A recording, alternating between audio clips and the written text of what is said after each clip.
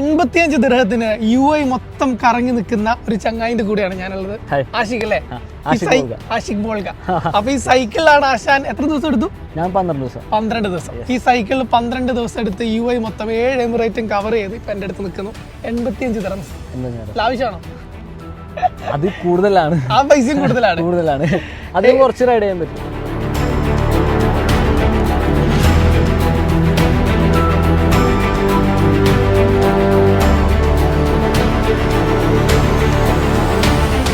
യാത്ര പോകണമെന്ന് പ്ലാൻ ചെയ്യുന്നത് ഒരു ആഗ്രഹം തോന്നുന്നൊക്കെ എപ്പോഴായിരുന്നു? നമ്മളെല്ലാവരും പ്രവാസികളാണ്. അപ്പോൾ ഞാനിപ്പോൾ UAE 4 വർഷമായി.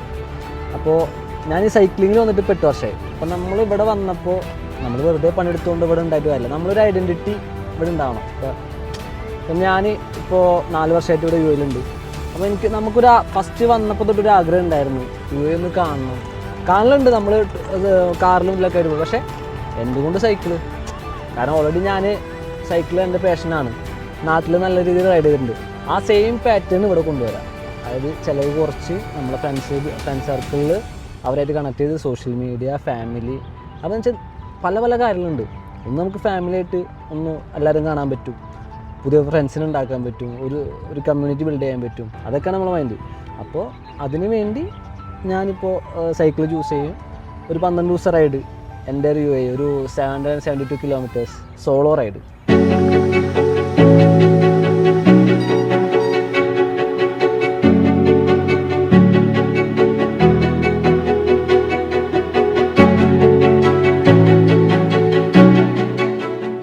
മുന്നേ കോഴിക്കോട് നിന്ന് നേപ്പാളിലേക്ക് ഒരു യാത്ര നടത്തിയിട്ടുണ്ട്. ഏതാണ്ട് 45 ദിവസം എടുത്തിട്ട്. എങ്ങനെയായിരുന്നു ആ ഒരു എക്സ്പീരിയൻസ്? അതിൽ നിന്നാണോ ഇങ്ങോട്ട് ഇവിടെ വന്നപ്പോൾ വീണ്ടും UAE മൊത്തം ഒരു ട്രിപ്പ് നടത്തണം എന്നൊരു ആഗ്രഹം തോന്നിയത്? അതുകൊണ്ട് അതൊക്കെ ഒരു എക്സ്പീരിയൻസ് ആണ്. കാരണം വെച്ചാൽ നമ്മൾ അത് 2018 അന്നൊന്നും ആ ടൈമിൽ റൈഡ് പോയിട്ടുണ്ട് പലരും. പക്ഷേ കോഴിക്കോട് നിന്ന് ഇങ്ങനെ ആദ്യമായിട്ടാണ് ഇങ്ങനെ ഒരു 3 ആൾക്കാർ. അതിൽ 2 പേര് കോഴിക്കോട് നിന്നായിരുന്നു, ഞാൻ തൃശ്ശൂരിൽ നിന്നായിരുന്നു. അപ്പോൾ അത് സന്തോഷം ഉണ്ടായിരുന്നു. പുറത്ത് വേറെ ജില്ലയിൽ നിന്ന് ഇവരൊപ്പം ഒരു ടീം ഇൻക്ലൂഡ് ചെയ്തിട്ട് റൈഡ് പോകാൻ അത് ഭയങ്കര സന്തോഷമായിരുന്നു. ഈ പ്ലാനിങ് എങ്ങനെയാണ് നടന്നത്? ഇപ്പോൾ എത്ര ദിവസം താമസിക്കണം, എവിടെയാണ് താമസിക്കേണ്ടത്? ഈ കറക്റ്റായിട്ട് പ്രീ പ്ലാൻ ചെയ്തിട്ട് തന്നെയാണോ പോയത്? ഇത് ശരിക്കും 12 ദിവസം പ്ലാനായിരുന്നു.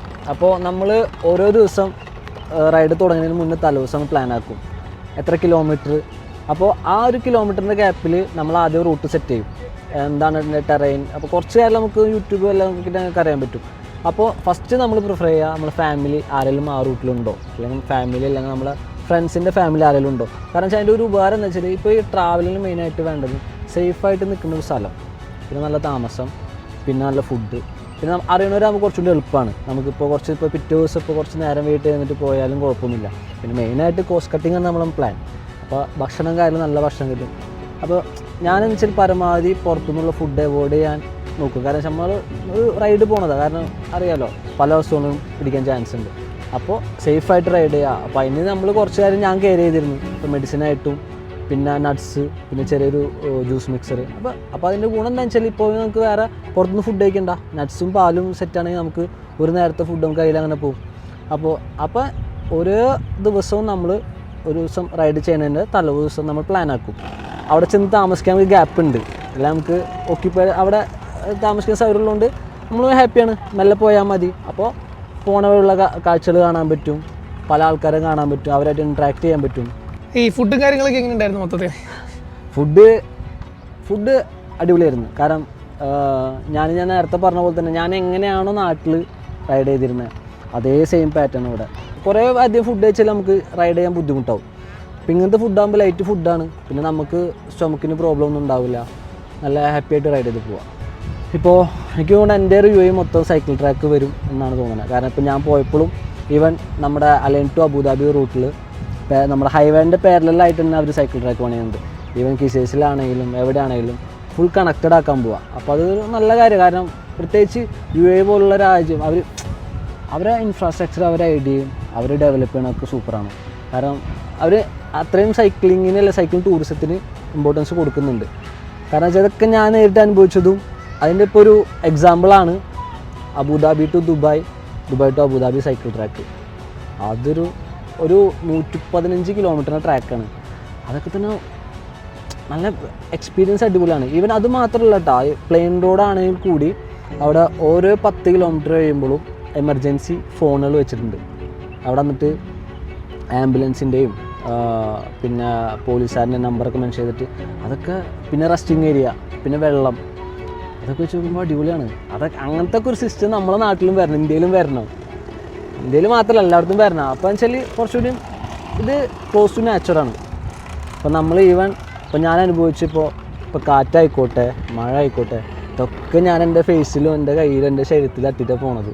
അപ്പോൾ അതൊക്കെ ക്ലോസ് ടു എല്ലാവരും നമുക്ക് അറിയാൻ പറ്റും. പിന്നെ മെയിനായിട്ട് എൻ്റെ റൈഡിനെ മുന്നോട്ട് കൊണ്ടുപോയ 3 വേർഡ്സ് ഉണ്ട്.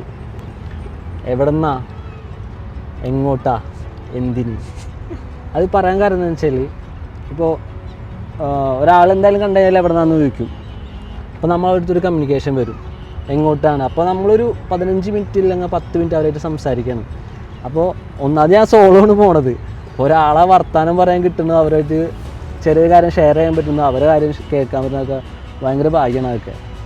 അപ്പോൾ തന്നെ അവർ കുറേ സംസാരിക്കും. അപ്പോൾ ഭക്ഷണം നമുക്ക് ഓഫർ ചെയ്യും. ഭക്ഷണമൊക്കെ കണ്ടമാനം പേര് തന്നിട്ടുണ്ട്. കാരണം വെച്ചാൽ മെയിനായിട്ട് ഞാൻ UAE ഇന്ത്യൻ്റെ ഫ്ലാഗ് വെച്ചിട്ടുണ്ടായിരുന്നു. അത് ഭയങ്കര യൂസ്ഫുൾ ആയിരുന്നു. 2 കാര്യമുണ്ട്. ഒന്ന് നമ്മളെ നോട്ടീസ് ചെയ്യും. കാരണം വെച്ചാൽ നമ്മൾ ഒറ്റയ്ക്കല്ല പോണത്. ഇതൊരു ചെറിയ സൈഡിൽ കൂടെ പോകുമ്പോൾ വലിയ വണ്ടിക്കാർക്ക് പെട്ടെന്ന് നമ്മളെ പോകുമ്പോൾ ശ്രദ്ധയിൽ പെടും. അതിന് ഉപകാരപ്പെട്ടിട്ടുണ്ട്. പിന്നെ പല യാത്രക്കാരും നമ്മൾ കാണുമ്പോൾ നിർത്തിയിട്ട് വെള്ളം, ഫ്രൂട്ട്സ്, പിന്നെ ജ്യൂസ്, ഭക്ഷണം, അതൊക്കെ വലിയ എക്സ്പീരിയൻസ് ആണ്. കാരണം നമ്മൾ പുതിയ മുഖങ്ങളാണ്, നമുക്കറിയില്ല. പക്ഷേ അതൊക്കെ ഒരു അനുഭവങ്ങളാണ്. നമ്മൾ അത് ഇറങ്ങുമ്പോഴാണ് നമുക്കതിന് മനസ്സിലാവുള്ളൂ. ഈ യാത്രയിൽ നേരിട്ട ചാലഞ്ച് എന്ന് ചോദിച്ചു കഴിഞ്ഞാൽ എന്തായിരിക്കും? ചലഞ്ച് അതിൽ മെയിനായിട്ട് എനിക്ക് ചലഞ്ച് ചെയ്തതും ഞാൻ എൻജോയ് ചെയ്തിട്ടുള്ള കാര്യമാണ്. ബാക്ക് ടയർ പഞ്ചറാകുമ്പോഴുള്ള സീനുകളാണ്. അതൊരു ചലഞ്ച് വെച്ചാൽ അത് ഈവൻ ചെറിയൊരു മുള്ളട്ടി കഴിഞ്ഞാൽ പഞ്ചറാവും. പിന്നെ പിന്നെ അത് മാത്രമല്ല, പിന്നെ ഞാൻ പോയ ക്ലൈമറ്റ്, അതിൽ അന്ന് ആ ടൈമിലാണ് മഴയൊക്കെ ഉണ്ടായിരുന്നത്. റാസ്ലൈമ ഒരു ക്ലൈമറ്റ് ചേഞ്ചിൻ്റെ ടൈമായിരുന്നു. ക്ലൈമറ്റ് എനിക്ക് ഉമ്മൽക്കുന്നിൽ വെച്ച് നല്ല പൊടിക്കാറ്റും കിട്ടി. പിന്നെ അത് കഴിഞ്ഞിട്ട് എനിക്ക് നല്ല മഴേൻ്റെ ഒരു കോളും കിട്ടി. ഹെൽത്ത് ഇഷ്യൂസ് അങ്ങനെ വലിയൊരു ഇഷ്യൂസ് ഉണ്ടായിരുന്നില്ല. ഓക്കെ ആയിരുന്നു, അങ്ങനെ വലിയൊരു പ്രശ്നം ഉണ്ടായില്ല. കാരണം അതിൽ അഡാപ്റ്റ് ആയി ഞാൻ. അതിൽ ഒരു പ്രശ്നമാണ്. പക്ഷേ മെയിനായിട്ട് ഉണ്ടായിരുന്ന ഒരു ഹെഡ് വിൻഡ്, സൈഡ് വിൻഡ്, കാറ്റ് എനിക്ക് ഭയങ്കര ബുദ്ധിമുട്ടായിരുന്നു. കാരണം വെച്ചാൽ ഇത്രയും ലഗേജ് വെക്കുമ്പോൾ അത്രയും ഏരിയ കവർ ആകുമ്പോൾ നമുക്ക് ഉദ്ദേശിച്ച അത്ര ഒരു ഇതിൽ കവർ ചെയ്യാൻ പറ്റും. എന്താണ് അടുത്ത പ്ലാന് അടുത്ത റൈഡ് അത് എന്തായാലും ഉണ്ടാവും. എന്തായാലും ഇപ്പോൾ നോമ്പൊക്കെ കഴിഞ്ഞിട്ട് എന്തായാലും എല്ലാവിധ ആശംസകളും നേരുന്നു. അടുത്ത റൈഡും ഇതുപോലെ ഉഷാറാക്കണം. അത് ഉഷാറാവും ഇൻഷാല്ലാ. ലോ കോസ്റ്റ് മാത്രമല്ല, അത് കുറച്ചുകൂടി ഒന്ന് ഹെവിയിൽ ചെയ്യണം. അതെന്ന് വെച്ചാൽ ഇത്രയൊക്കെ ചെയ്തല്ല, ഇനിയും ചെയ്യാൻ പറ്റും. ഈ ഇത്തരം യാത്രകളൊക്കെ പ്ലാൻ ചെയ്യുന്ന പ്രവാസികളെ സംബന്ധിച്ചിടത്തോളം അതിൻ്റെ കോസ്റ്റോ അല്ലെങ്കിൽ സൈക്കിളിൻ്റെ സൈസോ സൈക്കിളിൻ്റെ ബ്രാൻഡോ ഒന്നും അല്ല, അതിന് യാത്രക്ക് പോകാനുള്ളൊരു മനസ്സാണ് വേണ്ടത് എന്ന് പറയുകയാണ്. അപ്പോൾ all the best man. Thank you. Okay.